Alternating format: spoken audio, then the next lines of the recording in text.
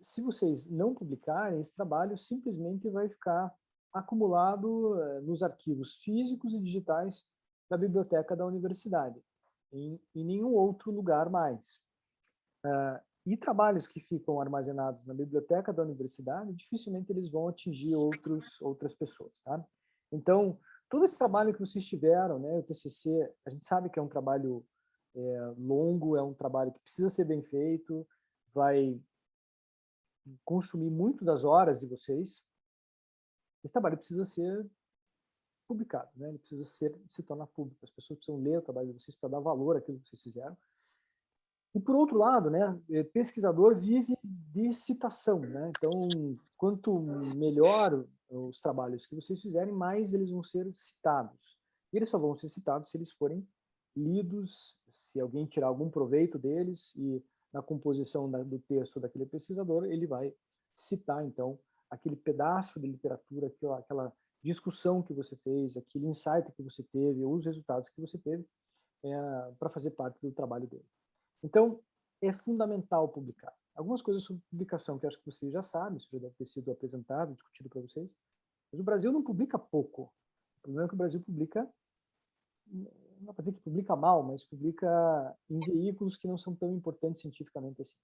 Então, quanto melhor a revista que vocês publicarem, maior o alcance do trabalho de vocês, ou seja, mais pessoas vão ler, mais pessoas qualificadas vão ler o trabalho de vocês, né? E o Brasil hoje está sofrendo justamente desse problema. A gente publica relativamente muito, mas publicações que têm poucas citações.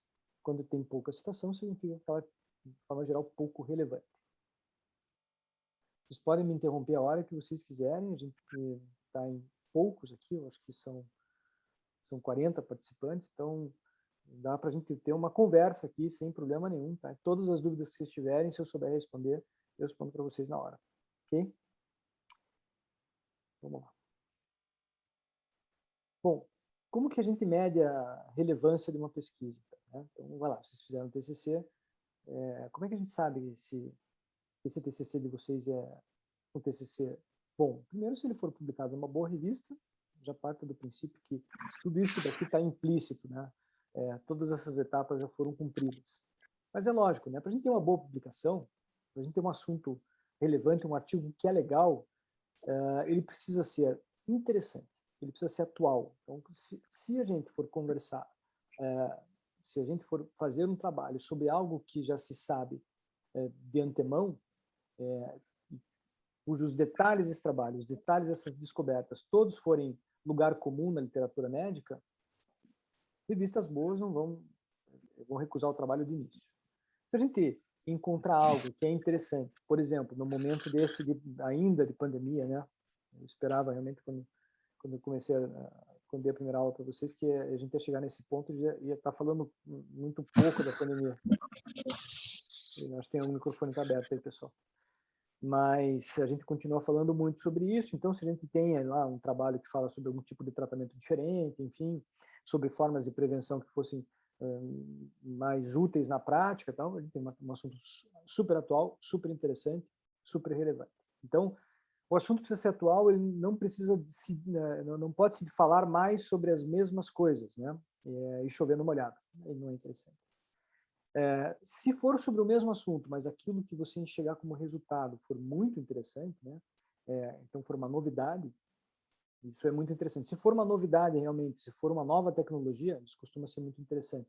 Então, você passa a ter uma relevância na tua pesquisa que vai fazer com que chame a atenção de uma revista para a qual você for escolher. As revistas não perguntam para nós se a gente quer publicar nosso artigo, elas só sabem se a gente vai, se aquele artigo existe quando você submeteu o artigo no site da revista. Tá? Uma outra coisa que é importante, né? Você pode ter um assunto super relevante, super interessante, você pode ter uma novidade, mas se a tua metodologia for mal aplicada, você acabou com o teu artigo. É um bolo delicioso que você fez uma cobertura horrorosa e ninguém quer saber de comer aquele bolo, ninguém sabe que ali dentro tem um negócio muito bom. A metodologia é muito importante. Então, se um revisor de uma revista, quando você submete um revisor, né, um editor da revista, ele vai olhar aquilo que você submeteu e vai fazer uma categorização daquilo. Vai dizer, olha, isso aqui presta ou não presta.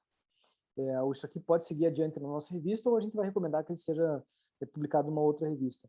Então, se não houver uma metodologia adequada, você está embrulhando o teu presente num pacote inadequado.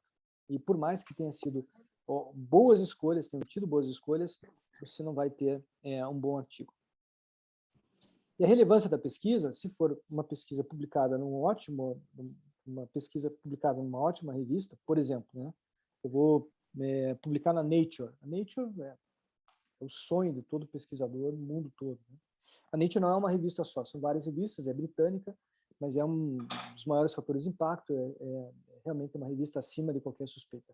Geralmente as publicações de prêmio Nobel passam pela Nature, de alguma forma, né? Então, é o sonho de todos os pesquisadores. Esse ano a gente teve um artigo num outro grupo de pesquisa que eu faço parte, que realmente era algo muito interessante, que era muito impactante, uma novidade muito impactante, mas com algumas pequenas falhas de metodologia inerentes ao processo de pesquisa científica.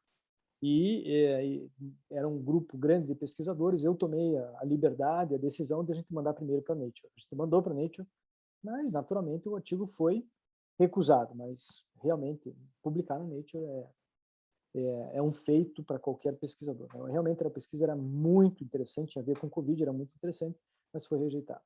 Então a gente sempre mira, você faz uma estimativa do tamanho do teu trabalho, né, da qualidade do teu trabalho, e fala assim, olha, isso aqui está muito bom, nós vamos tentar uma revista de altíssimo padrão, ou isso aqui está bom, vamos tentar uma revista de médio padrão, ou de alto padrão. E isso vai depender um pouco da experiência de cada um. E, por fim, o que realmente define a relevância de um trabalho é o pós-trabalho, pós-publicação, né? Um trabalho é tão melhor quanto mais citações ele receber na literatura. Então, eu tenho artigos que foram citados lá 50 vezes em 2 anos. Isso é uma média legal de citações. Então, isso significa o quê? Que é um artigo que foi muito bem lido, foi muito bem aceito e serviu de base para outros artigos e eles acabaram citando na sua bibliografia. Gente, alguma dúvida até aqui? Alguém pode falar alguma coisa? Prof. Não, prof, tá tranquilo. Tudo beleza? Então, tá bom. Vamos lá.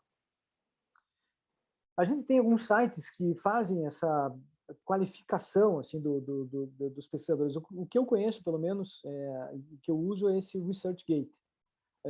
Ele coleta, por um sistema lá de algoritmos próprios, ele coleta as informações do mundo da pesquisa, de todas as publicações, por MENED, das bases de dados, e faz uma coletânea de tudo aquilo que você publicou. E ele automaticamente também, ele te dá um número de citações. Então, hoje eu estou com lá 50 e poucos artigos publicados e tem um número de citações de 490. É bom isso? É uma média médio-alto, né? Não é excepcional, não é super bom, não é maravilhoso, não. Está na média alta. Tá bom, tá bom. Para o Brasil está muito bom.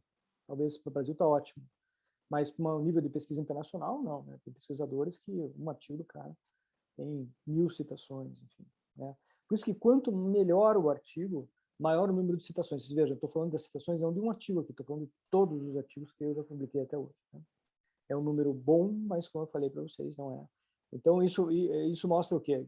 Que algumas revistas têm boas revistas onde foi publicado, mas não tem nenhuma Nature, por exemplo, né?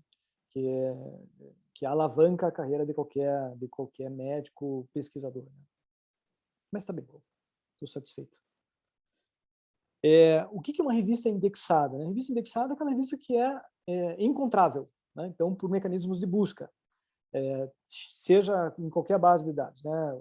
Indexada, pode ser indexada no Google Scholar, na PubMed, pode ser indexada no Cielo. Revista indexada é isso, uma revista que é encontrável por meios digitais, principalmente, tá? Por mecanismos de busca. A gente precisa encontrar sempre uma revista indexada, gente, porque também não adianta eu publicar na revista científica do Bacaxiri, nem desmérito nenhum Bacaxiri, um bairro que eu já morei, inclusive, mas porque ninguém vai saber que revista que é essa, ela não está indexada em lugar nenhum, e eventualmente o público do bairro deu uma lidinha na tua revista, não vai entender o teu capítulo, o teu artigo não vai entender nada.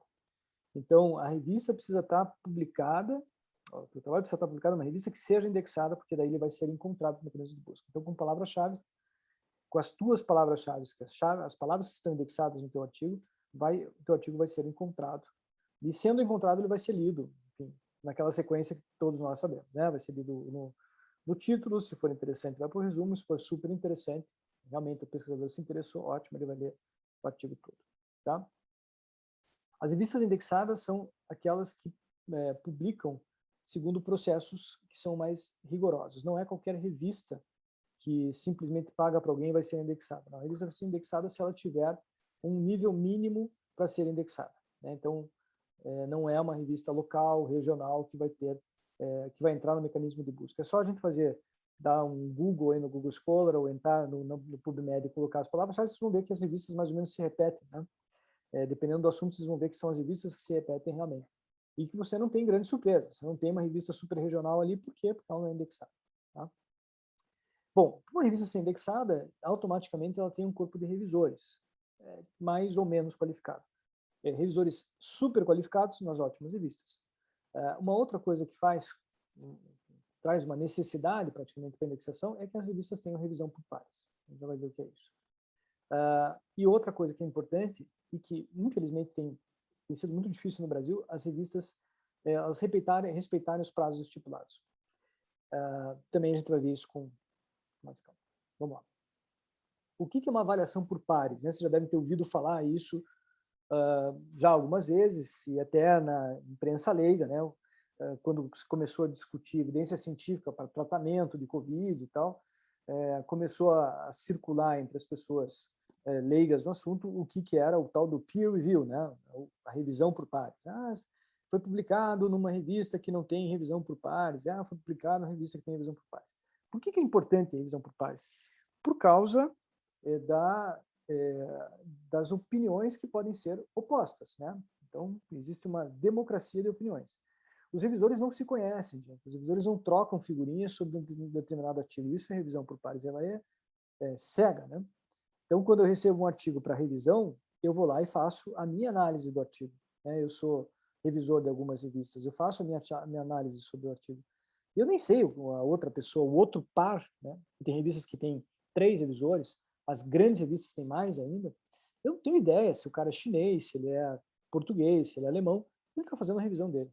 Então, eu posso recomendar fortemente que aquele artigo seja publicado, e uma outra pessoa pode dizer, não, esse artigo ele precisa ser totalmente refeito.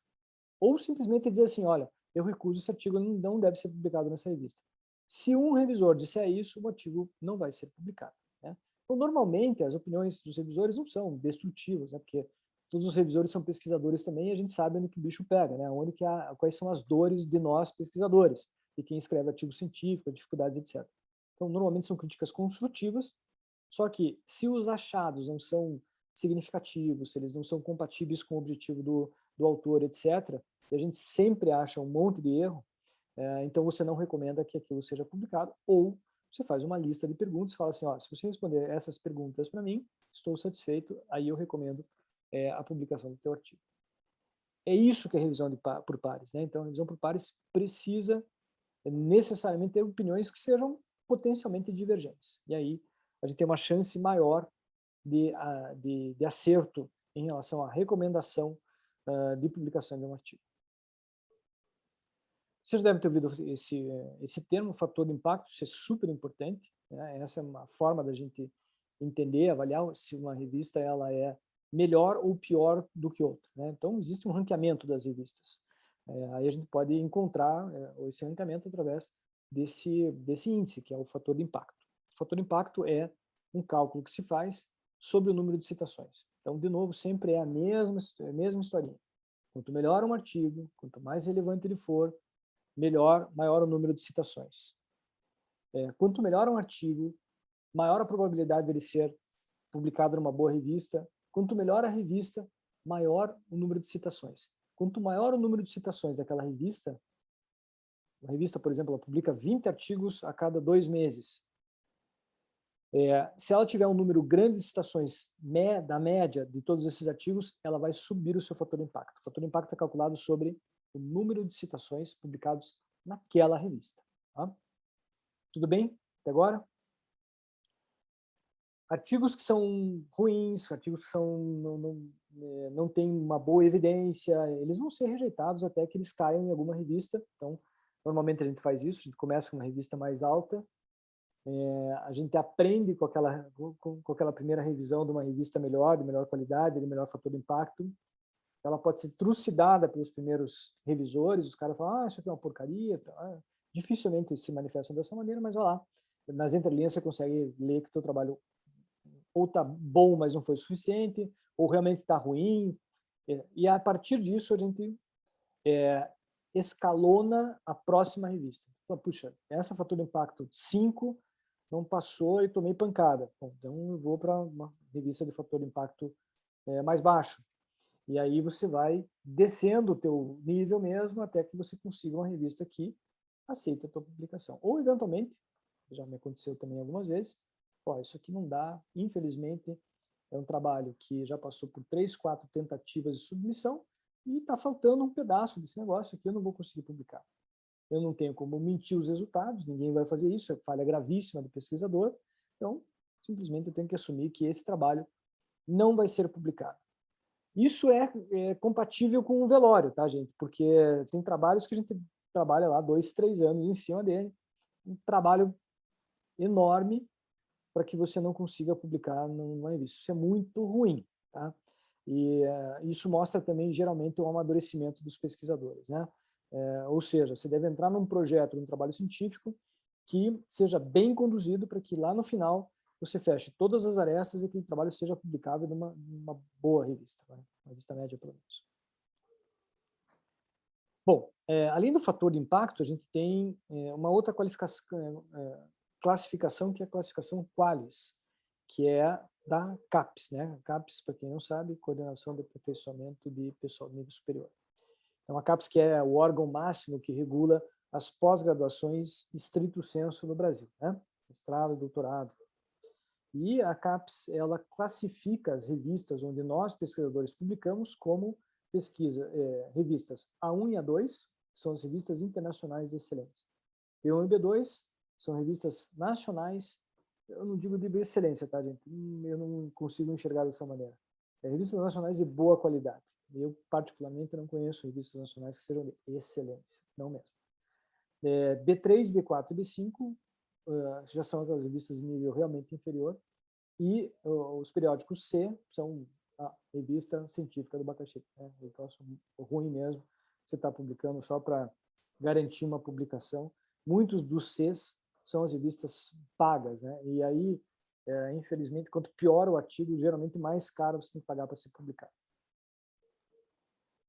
Bom, uma das coisas que a gente tem que levar em consideração, além disso que eu falei, da qualidade, né? Entender o que é a qualidade da revista, entender o que é a qualidade do teu artigo e tal, é entender qual que é o escopo da revista que vocês querem publicar.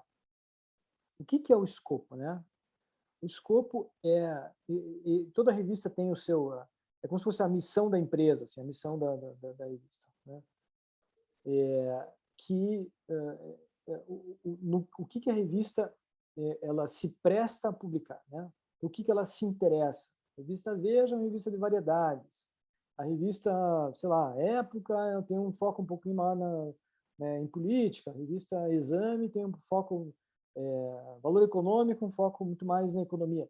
Isso é o escopo da revista, né? Cada revista tem um escopo específico. Eu trouxe esse exemplo concreto aqui para vocês entenderem, né? Eu publiquei um artigo uma vez nessa revista que chama-se Surgical Innovation. E aí, quando a gente vai ler o escopo do Surgical Innovation, tinha tudo a ver com o artigo que a gente tinha escrito. Então, a descoberta, né, entender o escopo da revista é uma parte muito importante quando vocês forem tentar publicar, submeter o produto do TCC de vocês, tá? E eu espero que o TCC seja só um começo, tá, gente? Porque é muito interessante e muito importante que vocês continuem publicando depois. Eu vou dar uma aula no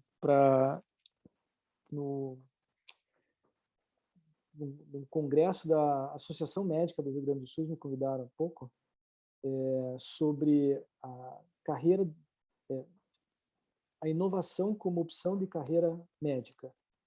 E eu acho que é muito importante vocês se ligarem nessa possibilidade, tá? Vocês, como médicos, vocês podem ser o que vocês quiserem, vocês podem ser, inclusive, pesquisadores da área médica sem deixar de ser médico, sem deixar de atender paciente. É o que eu faço todos os dias, amanhã eu tenho cirurgia normal, minha vida continua, E, além disso, me interesso muito por pesquisa, principalmente na área de inovação. Então, existe essa opção de carreira médica. E essa opção está totalmente atrelada com publicações. Tá? Então, é interessante vocês olharem para esse lado, fazerem bem feito o TCC, vocês aprenderem o máximo sobre pesquisa científica, para que vocês tenham isso na manga como uma opção de carreira. Tá? Bom, então, o escopo da revista é o que a revista faz de melhor, publica de melhor. Né? Qual que é o foco deles de publicação. Tá? E no escopo da revista, normalmente eles vão dizer lá também, olha, não publicamos, por exemplo, case reports, né, os relatos de caso, não publicamos séries de casos, pronto. Aí você sabe que se a tua pesquisa for um corte, né, com uma série de casos, não serve para aquela revista, eles não vão publicar. Então, o escopo da revista é você se aproxima mais do teu alvo, do teu target lá. Você sabe que aquela revista, se você mandar, tem uma chance maior do teu trabalho ser publicado. Querem perguntar alguma coisa? Podem perguntar. Tudo bem? Vamos lá. Esse foi o artigo que a gente publicou. Essa publicação foi em 2015, então tem 6 anos. E foi um aplicativo que a gente desenvolveu para ensino de cirurgia com aluno de mestrado e a gente fez uma prova de função desse aplicativo com um questionário de usuários, né? Naquela época já pensando na experiência do usuário. Foi um troço bacana, mas essa era uma revista que tinha um fator de impacto razoável, bom até, e a gente acabou decidindo por publicar essa revista, mandamos uma carta ao editor e foi publicado. Bom, para definir o escopo da pesquisa de vocês, eu também dei mais um exemplo aqui, para vocês entenderem, né? Pô, mas qual que é o escopo da minha pesquisa? Vamos colocar uma situação hipotética, né? Vocês vão estudar o uso de cola cirúrgica em anastomose intestinal, fazer um estudo prospectivo randomizado. Bom, uma cola cirúrgica é um biomaterial, então você pode ir para revistas, tem várias revistas específicas de biomateriais. Então vocês podem publicar uma revista de biomateriais. Cola cirúrgica em cirurgia digestiva, tem dezenas de revistas de altíssimo fator de impacto que são revistas de cirurgia digestiva, no caso, a minha especialidade. Mas você também pode procurar, por exemplo, a Surgical Innovation, revistas de inovação. Existem cada vez mais revistas de inovação. E aí você vai ter revistas de inovação na área cirúrgica, revistas de inovação médica. Você vai entrar nos sites dessas revistas. Normalmente o que você faz é dar um Google mesmo, quando você não conhece a revista, e vai entrando em revista por revista e vai procurando o escopo da revista para ver se encaixa na área de interesse do teu trabalho. Tá? Então, é assim que a gente procura os escopos das revistas.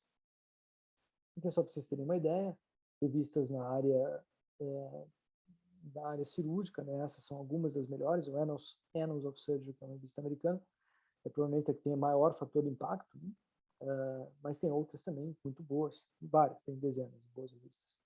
Então, eu já publiquei em algumas delas, o World Journal eu já publiquei, Surgical Endoscopy a gente tem uma meia dúzia de artigos publicados, Surgery Today, acho que tem um artigo, Annals of Surgery, a gente nunca mandei um artigo para lá, porque eu acho que realmente é uma revista do patamar altíssimo, e você tem que ter aquele trabalho que você acha que, assim, puxa, isso aqui está muito bom, vamos tentar a revista de maior fator de impacto. É assim que a gente escolhe.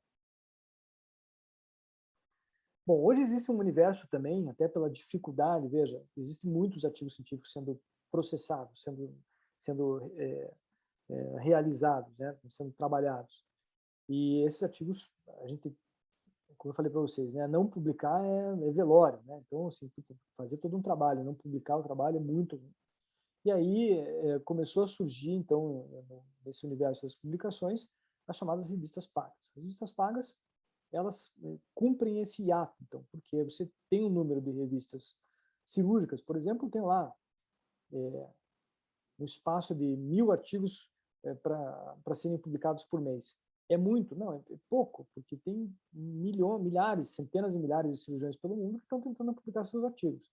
E aí existe essa alternativa, então, de você de tentar publicar em revistas que são pagas. Né? Tem várias revistas pagas. Tem revistas pagas que são revistas com bom fator de impacto, tem revista paga com 3,5 de fator de impacto, que é muito bom. Mas tem revista paga com meio de fator de impacto. E essas revistas são realmente caça-níqueis, né? Isso é para você ir lá, pagar, não é barato. Então, tem revista, dependendo da revista, você gasta até 2, 3, 5 mil dólares para publicar numa revista paga. Tá? E boa parte das revistas pagas, de média para cima, elas são indexadas. Então, também você acaba cumprindo-se um pouco a função.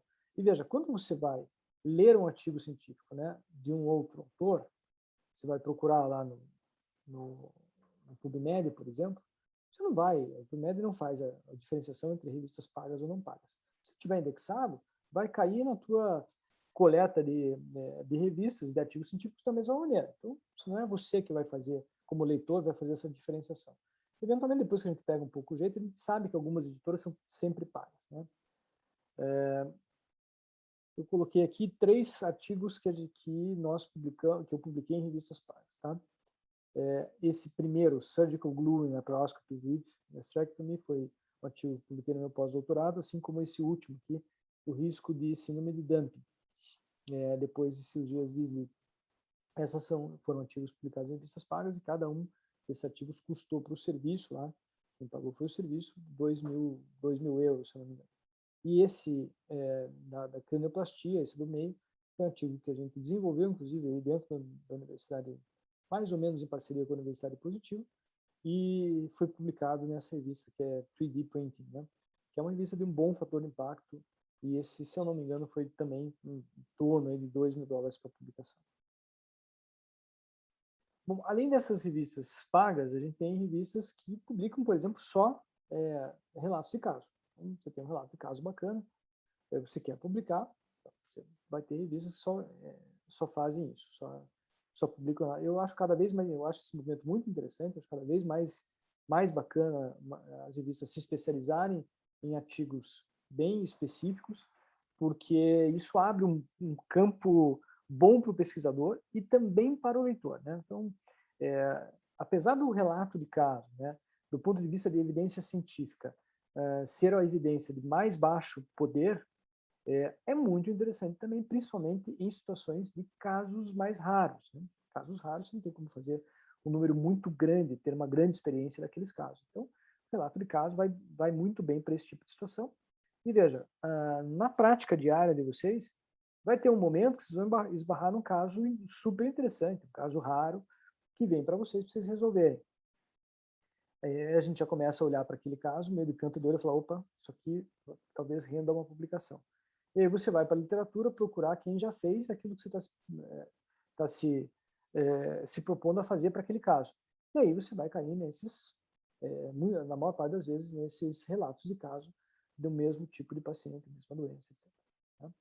Assim como relato de casos, tem revista só de séries de casos, revista só de revisão sistemática. Tá?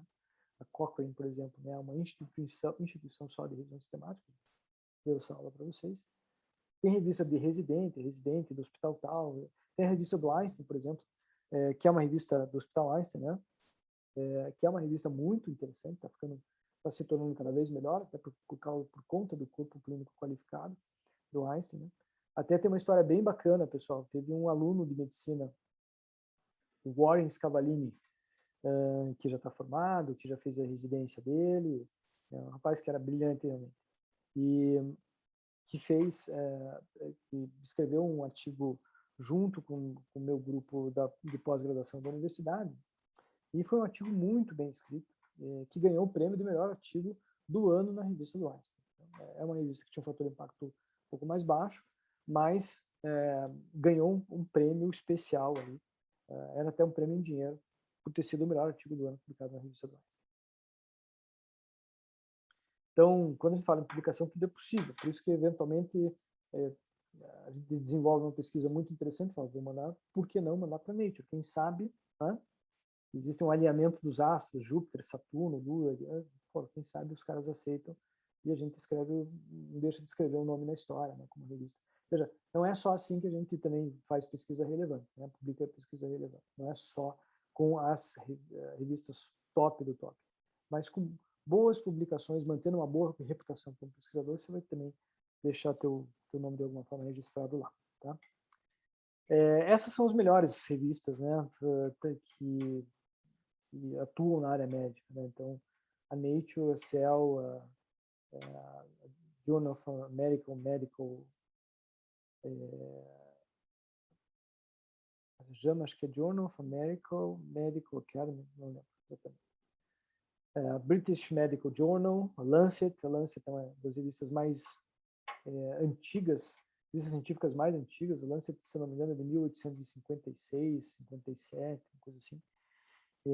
Foi quem publicou, por exemplo, os trabalhos de Lister, né? Vocês devem ter ouvido falar, que era o pai da infecção e da prevenção da infecção em cirurgia, né? Então, alguns dos artigos mais importantes na área cirúrgica foram publicados na Lancet, que era um momento de grandes descobertas, né? Logo depois que a Lancet foi lançada. A New England Journal of Medicine e Annals of Surgery são algumas das revistas mais importantes, um pouco da minha área, um pouco da área geral de medicina. Bom, normas da revista e calendário. Então, tempo previsto para avaliação, as boas revistas normalmente vão ter isso na sua página, no seu site, né? Olha, a média de apreciação do seu trabalho vai ser 2 semanas, 3 semanas, etc. Por trás disso existe um grande esquema, né? Um grande esquema no bom sentido, né? Tem que haver uma organização muito grande para que a revista consiga dar conta disso, né? Vocês imaginam a quantidade de artigos científicos que uma boa revista recebe todos os dias. Ela precisa ter um corpo editorial dedicado àquilo, né? E não é fácil, gente. Eu sou revisor também de algumas revistas, não é fácil a gente estar no dia a dia, estou dando aula para vocês, em todos os nossos afazeres. Você pegar um artigo, você separar 2, 3 horas do teu tempo para fazer uma boa revisão sobre aquele artigo, para mandar de volta para a revista. Então, precisa ter gente dedicada a esse trabalho, né? Isso mostra realmente uma estrutura da revista muito boa, quando elas têm esse prazo curto de resposta. Eu já mandei trabalho para revistas nacionais que os caras me demoraram 2 anos para responder, né? 2 anos no trabalho científico é uma piada, porque depois de 2 anos aquilo que você colocava como novidade já acabou, já não é mais novidade coisa nenhuma, né? Então, isso não deixa de ser uma espécie de um desrespeito ao pesquisador. Então, quando a gente manda um artigo para uma revista, a gente espera que o retorno seja o mais rápido possível. Bom, submissão de artigo científico, né? Então, aqui tem um beabá aqui para vocês, uma recomendação, né? Sugestão de como fazer. E, sugiro fortemente que vocês passem por essa etapa. Então, vamos lá. Começar com uma ótima revista, mas tendo autocrítica de saber quais são os pontos fortes, mas principalmente os pontos fracos do teu trabalho. Submeter sempre de acordo com as normas da revista, exatamente como a revista pede. Toda revista tem as suas normas, você tem que ler e reler aquelas normas, elas sempre estão disponíveis em PDF, então você tem que ler aquele PDF e colocar exatamente na norma da revista. Dá trabalho? Dá. Mas se você colocar numa norma diferente da revista, a revista não vai aceitar o teu trabalho. Então vai dar 2 trabalhos que você mandar e não se aceita. Na hora de submeter, sempre respeitar muito bem a ordem dos autores. Sempre vai ter um autor, o primeiro autor. Sempre vai ter um último autor. O primeiro e o último são os mais importantes. Normalmente o primeiro é quem mais fez o trabalho, né, se dedicou, teve a ideia, enfim, executou o trabalho. E o último geralmente é o responsável pelo grupo de pesquisa, tá? Então tem que respeitar essa ordem. Tá? É lógico que o segundo, o terceiro, normalmente é por ordem realmente de envolvimento no trabalho, mas o mais importante é o primeiro e o último. Aguarde o primeiro parecer. Às vezes o primeiro parecer vem muito rápido, porque a formatação não está totalmente adequada. Eu falo, olha, refaça a formatação, manda de novo. Agora, normalmente, o parecer que passou pelo revisor, então primeiro de formatação, depois do revisor. O parecer do revisor vem com, se for revisão por pares, os 2 revisores, descendo a lenha no seu trabalho, dizendo, olha, isso aqui não está errado, isso aqui não sei. Como é que você chegou nessa conclusão? E, às vezes realmente vem nos termos um pouquinho mais fortes, você tem que separar uma coisa da outra, você não vai responder de forma não educada, porque é óbvio que ninguém vai aceitar o seu trabalho. Então, colocar gentilmente, existe uma forma de você escrever, normalmente se coloca num arquivo em separado todas as respostas, marca elas no texto, etc., e manda de volta para a revista. Uma vez aceito o seu trabalho, isso é uma coisa muito importante. Gente. Publicou um trabalho, eu tive uma época que toda vez que a gente publicava, eu fazia algum tipo de comemoração, né? Ou faz um jantar. Aí, assim, felizmente começou a sair bastante trabalho, não dava mais para ficar fazendo festa muito tempo, mas é importante a gente comemorar na vida da gente, a gente tem que comemorar as boas coisas que acontecem. E publicação de trabalho é algo bastante importante. Não é fácil publicar um trabalho, não é fácil publicar um trabalho numa boa revista. Então, sempre que vocês tiverem motivo para comemorar, celebrem a vida, comemorem, porque é um negócio bacana. É muito bom ter um trabalho publicado. Bom, e se houver uma negativa, se o trabalho for rejeitado, aí a gente entra no outro capítulo, que é submeter de novo. Né? Para submeter de novo, aquela primeira revista que era o teu alvo não deu certo, então baixe um pouco o nível, vai para uma revista com um fator de impacto menor, leia muito bem o escopo da revista e fala, puxa, mas essa revista aqui encaixa perfeitamente naquilo que eu fiz, pelo escopo dela. Manda o trabalho de novo, você já vai ter montado ali o teu arquivo, o teu dossiezinho de como mandar submeter para uma outra revista. As submissões não são assim tão diferentes de uma revista para outra, tem que só prestar bem atenção, que eventualmente as formatações, né, são um pouco diferentes. Então, de novo, formatar exatamente como uma revista tem. Né? Aproveite os comentários dos revisores. Então, os revisores que rejeitaram o teu trabalho, eles vão ter motivo para rejeitar. Eles vão dizer isso para você. O teu trabalho foi rejeitado porque tua amostra é muito pequena. Bom, você já sabe que, puxa, a amostra foi pequena, eu já vou colocar ali nas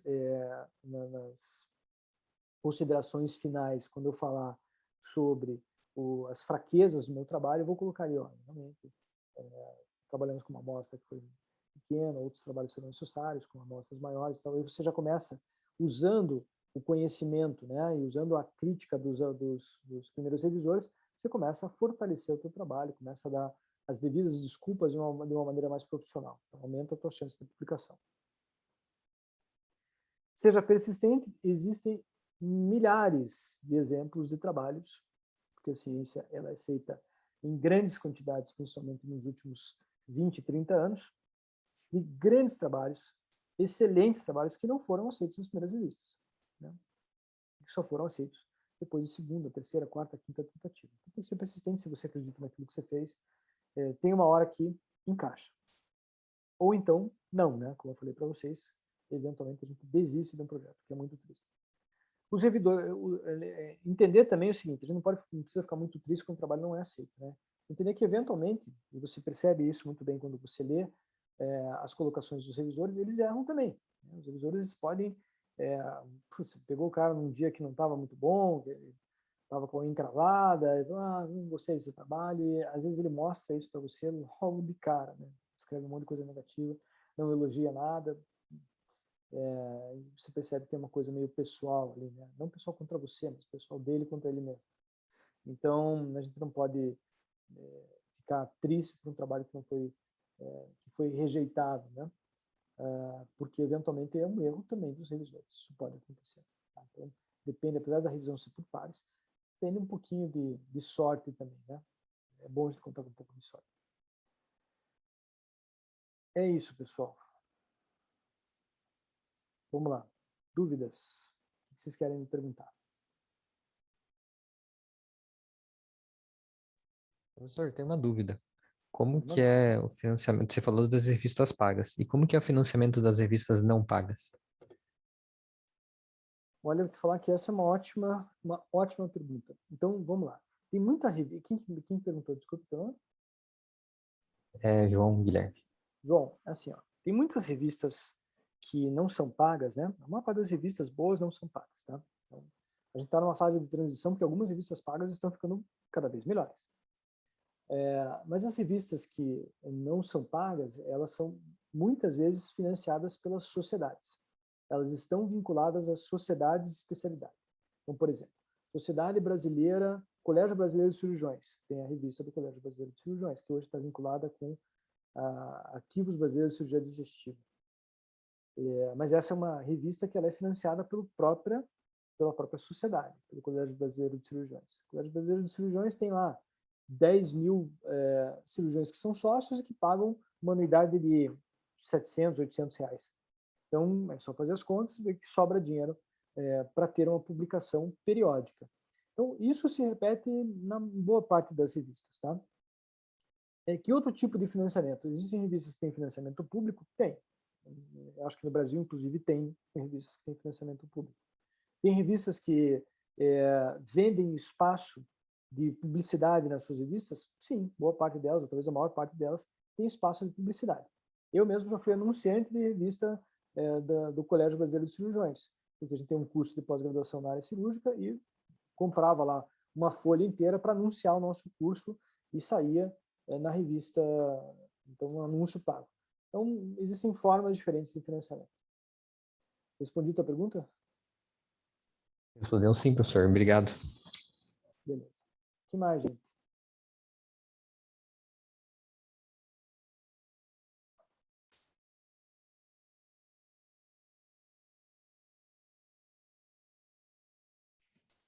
Pergunta o que vocês quiserem.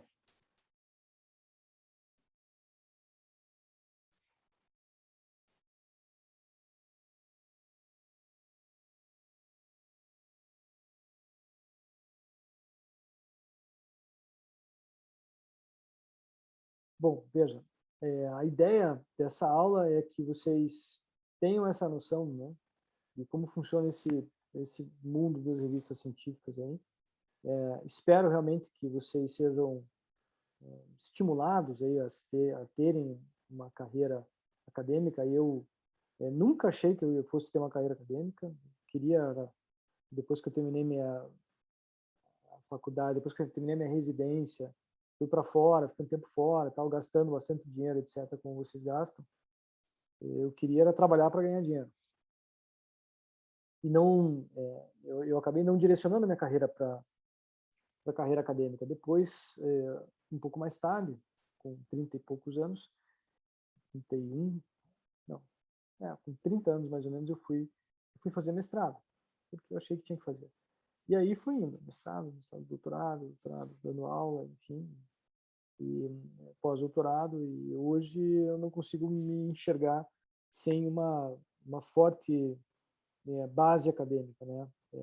Isso vai construindo uma reputação que é bem interessante.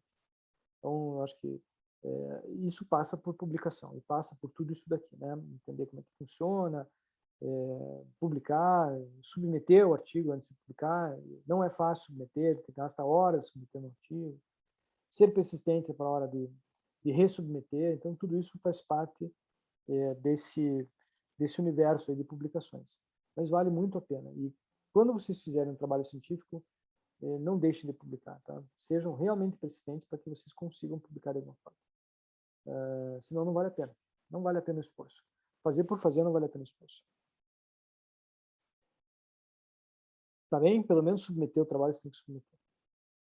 Bom, pessoal, como eu falei, a aula um pouquinho mais curta. Desejo boa noite para vocês, tá? E tenham uma ótima semana, se ninguém quer me perguntar mais nada. É isso daí. Boa noite, professor. Boa noite para vocês. Obrigada, professor. Boa noite. De nada. Um prazer. Boa noite. Tchau, tchau, obrigada. Tchau.